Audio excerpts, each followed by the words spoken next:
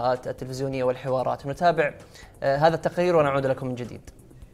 الضيف يصرح لمحطات التلفزة، وجوه تمتد خلفه كأنها تفحص مخلوقا فضائيا هبط إلى الأرض للتو.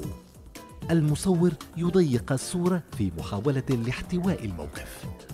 الوجوه تقترب أكثر من الضيف، وكأنه يعلق على كتفيه مجموعة من ألوف البشر.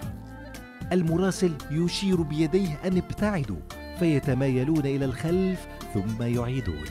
ماذا تفعل إذن؟ ما لكم أي فائدة توقفون وراي، لو سمحتوا روحوا هناك.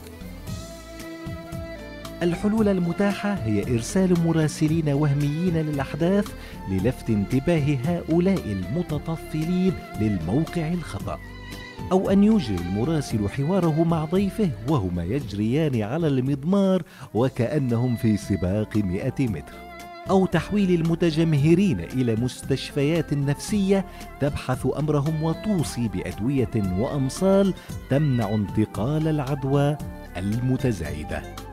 قبل هذا وذاك، هؤلاء هل هم صريعة الإعلام ومخرجات؟ حلقات طاش مطاش نفس المشكلة يواجهوها، وهو التجمهر. نفس الشيء هذا يحدث هي، أنا أقول هي ظاهرة سلبية موجودة، والحقيقة الترزز ترى مو موجود بس ترى في بين الجماهير، يعني لا تظلمون، ترى موجود بين الاعلاميين، يعني في ناس دخلوا الاعلام ما ادري وين دخلوا معه وترزز ويجون وكذا.